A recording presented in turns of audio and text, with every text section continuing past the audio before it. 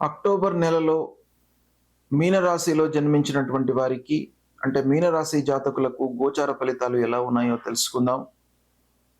ఈ అక్టోబర్ మాసంలో సూర్యుడు 17వ తారీఖు వరకు కన్యా రాశిలో ఉంటున్నాడు.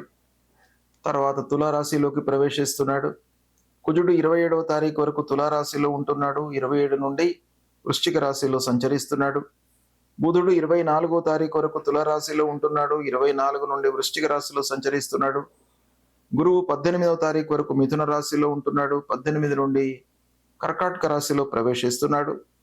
శుక్రుడు 9వ తారీఖు వరకు సింహరాశిలో సంచరిస్తున్నాడు. తదనంతరం కన్యా రాశిలో ఉంటున్నాడు. శని మీనరాశిలో సంచరిస్తున్నాడు. రాహువు కుంభం, కేతువు సింహరాశిలో సంచరిస్తున్నారు. ఈ విధంగా 8 ముఖ్యమైనటువంటి గ్రహాలు ఈ రాశులలో సంచరిస్తున్నాయి. అయితే ఈ 8 గ్రహాలు మీనరాశిలో పుట్టినటువంటి వారికి ఏ స్థానాలలో ఉన్నాయి అనేటువంటి విషయాన్ని మనం చూసినట్టయితే, సూర్యుడు సప్తమ అష్టమ స్థానాలలో సంచరిస్తున్నాడు, ప్రతికూలంగా ఉన్నాడు. కుజుడు అష్టమ స్థానంలో ఉన్నాడు, కుజుడు కూడాను ప్రతికూలంగా ఉన్నాడు. బుధుడు అష్టమ నవమ స్థానాలలో అనుకూలంగా ఉన్నాడు. గురువు చతుర్థ స్థానంలో ఉన్నాడు, 18వ తారీఖు వరకు ప్రతికూలంగా ఉన్నాడు. తదనంతరం పంచమ స్థానం అనుకూలంగా ఉంటుంది. శుక్రుడు 6, 7 స్థానాలలో సంచరిస్తున్నాడు, ప్రతికూలంగా ఉన్నాడు. శనీశ్వరుడు జన్మస్థానంలో ప్రతికూలంగా ఉన్నాడు. రాహువు ద్వాదశ స్థానంలో ప్రతికూలం, కేతువు అనుకూలం 6వ స్థానంలో ఉన్నాడు. ఈ విధంగా చూసినట్టయితే ఈ స్థానాలు, రాసులు, గ్రహాలు, స్థితి వీటన్నిటిని కూడాను మనం దృష్టిలో పెట్టుకున్నట్టయితే మిశ్రమ ఫలితాలే ఎక్కువగా కనబడుతున్నాయి. మిశ్రమం కంటే కూడాను ఇంకా ప్రతికూలతనే ఎక్కువగా గోచరిస్తుంది. ఒక గురువు మట్టుకు 18వ తారీఖు నుండి పంచమ స్థానంలో ఉంటున్నాడు కాబట్టి కొంత అనుకూలమైనటువంటి ఫలితాలు ఉంటాయి. అయితే ఈ గురువు పంచమ స్థానంలోకి ప్రవేశించడం మూలకంగా అనుకూలమైనటువంటి ఫలితాలు చాలా రోజుల నుంచి మీనరాశి వారికి అర్ధాష్టమ స్థానంలో ఉన్నాడు బృహస్పతి. ఈ మాసంలో అనుకూలమైనటువంటి స్థానం పంచమ స్థానంలోకి వస్తున్నాడు కాబట్టి కొన్ని మంచి ఫలితాలు, కొన్ని మంచి పనులు మీరు ప్రారంభించేటువంటి అవకాశం కనబడుతుంది. చేసేటువంటి వృత్తి నిరాటంకంగా కొనసాగుతుంది, సంతృప్తిగా ఉంటుంది, లాభదాయకంగా ఉంటుంది. ఆర్థికంగా లాభం లేకపోయినప్పటికీ ముఖ్యమైనటువంటి పనులు వాయిదా పడకుండా మీరు పూర్తి చేసుకోగలుగుతారు. వ్యాపారము, చేతిలో ఉన్నటువంటి వ్యాపారము సంతృప్తిగా కొనసాగుతుంది. ఆరోగ్య విషయమై మట్టుకు జాగ్రత్త అవసరము. సూర్యుడు ప్రతికూలంగా ఉన్నాడు. ఉద్యోగస్తులకు ఆఫీసులో పనిభారం పెరుగుతుంది, బాధ్యత పెరుగుతుంది. తోటి ఉద్యోగులతో ఇబ్బందులు, అధికారులతో ఆదరణ లేకపోవడము, ప్రతి విషయం లోపల కూడాను తప్పు పట్టడము మిమ్మల్ని, ఇలాంటివి నెగిటివ్ ఎఫెక్ట్స్ మీకు బాగా కనబడుతున్నాయి గనక జాగ్రత్తగా ఉండాలి. ప్రతి విషయంలోనూ కష్టపడవలసినటువంటి సమయం.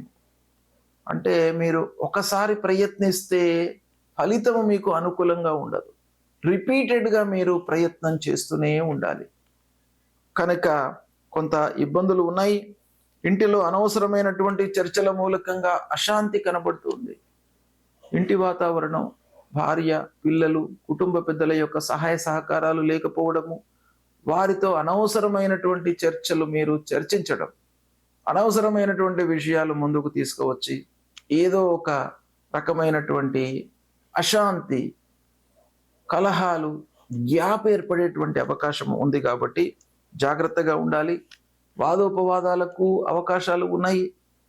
తద్వారా మీకు మనస్పర్ధలు పెరుగుతాయి. సమాజంలో పలుకుబడి ఉంటుంది, కానీ దాన్ని ఉపయోగించుకోవడంలో మీరు సఫలీకృతులు కాకపోవడం మూలకంగా కొన్ని పనులు ఆలస్యమవుతాయి. అయితే శుభకార్య ప్రయత్నాలు, పిల్లల విషయంలో చేసేటువంటి ప్రయత్నాలు మట్టుకు కలిసి వస్తాయి. ఉద్రేకము, తొందరపాటు చర్యల మూలకంగా ప్రారంభించినటువంటి పనులు వికటించేటువంటి అవకాశం కనబడుతుంది. నష్టం జరుగుతుంది. ఆర్థికంగా మీరు చాలా జాగ్రత్తగా ఉండాలి. కోర్టు వ్యవహారంలో మట్టుకు కొంత అనుకూలత కనబడుతుంది. ఉద్యోగస్తులకు ఆఫీసులో అధికారుల యొక్క అనాదరణ మూలకంగా మనస్తాపానికి గురి అవుతారు. విమర్శలకు, నిందలకు గురయ్యేటువంటి అవకాశం బాగా కనబడుతుంది. శ్రమకు తగిన ప్రతిఫలము ఉండకపోవడంతో పదే పదే మీరు ఆలోచనలలోకి వెళ్ళిపోతూ ఉంటారు. ఇలాంటి ఫలితాలు ఉన్నాయి కాబట్టి మీనరాశి జాతకులు ఆచితూచి నిర్ణయాలు తీసుకోవడము, పెద్దల యొక్క సహాయ సహకారాలను తీసుకోవడము, అనుభవజ్ఞుల యొక్క సూచనలను పాటించడం మూలకంగా కొన్ని విషయాలలో మీకు మంచి జరిగే అవకాశాలు ఉన్నాయి. 18 తర్వాత గురువు మారుతున్నాడు కాబట్టి ఆ గురువు యొక్క ప్రభావమే మీనరాశి వారికి ఈ మాసంలో శ్రీరామ రక్ష కనుక దాన్ని ఉపయోగించుకోండి, మంచి ఫలితాలను పొందుతారు. సూర్యుడు, అంగారకుడు, గురువు, శని, రాహువు, కేతువు ముఖ్యమైనటువంటి గ్రహాలు గనక ఈ గ్రహాలు ప్రతికూలంగా సంచరిస్తున్నప్పుడు ప్రతికూల ఫలితాలు మనకు ఉంటాయి. వాటి నుండి విముక్తులు కావడానికి, అంటే ఈ ప్రతికూల ఫలితాలను అనుకూలంగా మార్చుకోవడానికి మనం ఏం చేయాలి అనే విషయాన్ని మనం చూసినట్టయితే పరిహారాలు చేసుకోవాలి. పరిహారాలలో 2 రకాలుగా మనము చూస్తూ ఉంటాం. ఒకటి, మీరు చేసుకోవలసింది ఒకటి, అంటే ఆయా గ్రహాలకు సంబంధించినటువంటి కారకత్వాలను దృష్టిలో పెట్టుకొని వాటికి మనము ఏం చేయాలి. ఆర్థికపరమైనటువంటి సమస్యలు ఉన్నాయి అనుకోండి, వాటిని ఖర్చులు మనం తగ్గించుకోవడము. వ్యాపార విషయంలో ఇబ్బందులు ఉన్నట్టయితే ఒప్పందాలు చేసుకునేటప్పుడు జాగ్రత్త పడడము.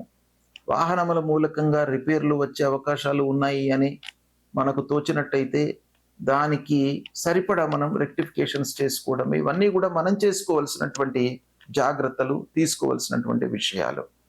అయితే ఇవన్నీ కూడాను మన చేతిలో ఉంటాయి. కొన్ని విషయాలు మన చేతిలో ఉండవు కనుక భగవంతుణ్ణి వేడుకోవడము, భగవంతుడిని స్తోత్రం చేయడము, భగవంతుడి యొక్క అనుగ్రహం కొరకై మనము పాటుపడము, ఇవే పరిహారాలు. కాబట్టి సూర్యుడి విషయంలో మీకు సూర్యుడు ప్రతికూలంగా ఉన్నప్పుడు అనారోగ్య సమస్యలు తలెత్తే అవకాశాలు ఉంటాయి.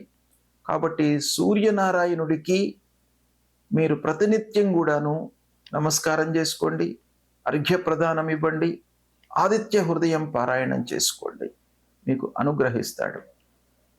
అంగారకుడి విషయంలో సుబ్రహ్మణ్య స్వామి దేవాలయానికి వెళ్ళండి, కలహాలు రాకుండా చూస్తాడు. సాహసించి పనులు చేసినప్పుడు మనకు కొన్ని ఇబ్బందులు ఎదురవుతాయి, కానీ సాహసము చేయకుండా మనం పనుల లోపల సక్సెస్ రేట్ అనేది ఉండదు. కాబట్టి ఆ రెండిటిని కూడాను సమతుల్యంగా ఉంచడానికి అంగారకుడి యొక్క అనుగ్రహం కావాలి. సుబ్రహ్మణ్య స్వామిని వేడుకోండి, సుబ్రహ్మణ్య స్వామి దేవాలయానికి వెళ్ళండి. ఇక బుధుడు వ్యాపారానికి, బుద్ధికి, వీటన్నిటికి కూడాను మనకు కారకుడు. పనులు జరగడానికి విష్ణు సహస్రనామ పారాయణం చేసుకోండి.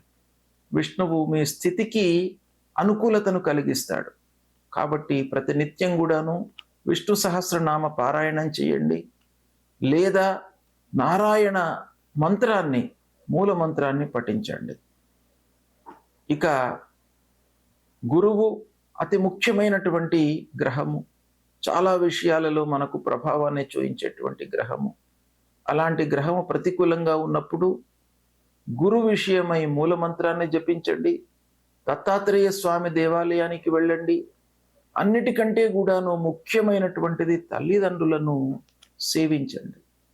తల్లిదండ్రుల యొక్క సేవ మీకు శ్రీరామ రక్ష. కాబట్టి తల్లిదండ్రులను మీరు సేవించినట్టయితే వాళ్ళ యొక్క అనుగ్రహము మీకు ఉన్నట్టయితే ఆ గురు భగవానుడి యొక్క అనుగ్రహం కూడాను ఉంటుంది. తర్వాత గురువులను సేవించండి.